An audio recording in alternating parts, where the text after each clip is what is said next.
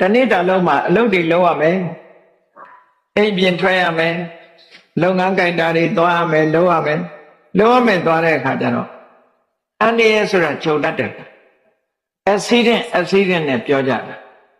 မမျော်လင့်မဲနဲ့ဖြစ်တာကို accident လို့ခေါ်တာအဲ့တော့အန္တရာယ်ဆိုတာတွေကိုကြုံတတ်တော့ဒီအန္တရာယ်တွေမကြုံကြရအောင်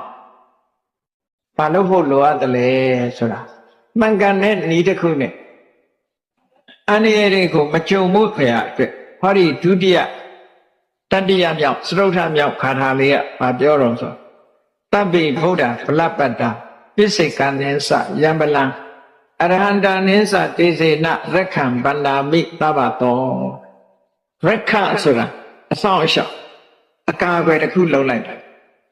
ယ်ဒါကြောင့်မို့လို့ပြောကြတယ်ခရီးသွားလို့ရှိရင်တမ္ပုဒ္ဒေရွတ်သွားတယ်ဆိုတမ္ပုဒ္ဒေဆိုတာဘုရားရှိခိုးတာပဲဘုရားကိုအာယုံပြုပြီးတော့ရှိခိုးတာဒါလည်းဘုရားကိုအာယုံပြုလိုက်တဲ့ချိန်ကိုယ်စိတ်ထဲမှာကုသိုလ်တွေဖြစ်သွားတယ်အဲ့ဒီကုသိုလ်ကကာဝယ်ဆောင်ရှောက်တယ်လို့ဆိုလိုတာကုသိုလ်ရအောင်လုပ်ဖို့တော့လိုအပ်တယ်ပေါ့ဘုရားကိုအာယုံပြုဖို့လိုအပ်တယ်အခုကြည့်ဒီကာထာလေးရဲ့အဓိပ္ပာယ်ကဘလောက်ကောင်းလို့ဆိုတော့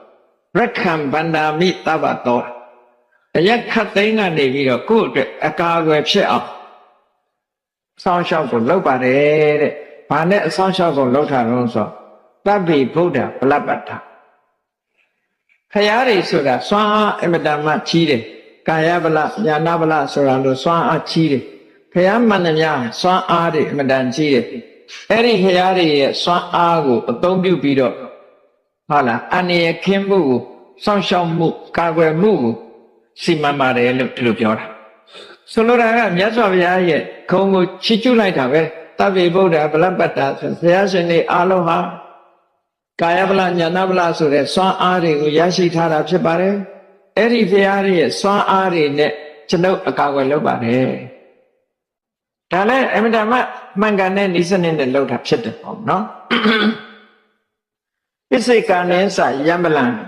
ဘုရားတော်ကဟုပိစိကဗုဒ္ဓအရှင်မြတ်တွေလည်းစွမ်းအားတွေရှိအဲ့ဒီစွမ်းအားတွေနဲ့အကာအကွယ်လုပ်ပါတယ်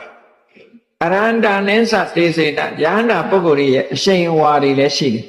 အဲ့ဒီအရှိန်အဝါတွေကိုသုံးချပြီးတော့ဟုတ်လားကိုယ့်အတွက်အကာအကွယ်ဖြစ်စေပါတယ်လို့ဒီလိုပြောတာအဲ့တော့ဘုရားကိုချီးမွမ်းပြီးတော့ဘုရားရဲ့စွမ်းအားတွေရင်ထဲရောက်အောင်လုပ်တယ်တရားရဲ့စွမ်းအားဒီပိစိကဗုဒ္ဓရဲ့စွမ်းအားတွေရင်ထဲရောက်အောင်လုပ်တယ်ယန္တာပုဂ္ဂိုလ်မြတ်တွေရဲ့စွမ်းအားဒါအာယုပြုဖို့တော့လိုအပ်တယ်ပေါ့နော်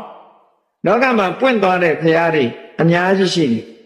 အဲ့ဒီပွင့်သွားတဲ့ဘုရားတွေကိုစိတ်ထဲက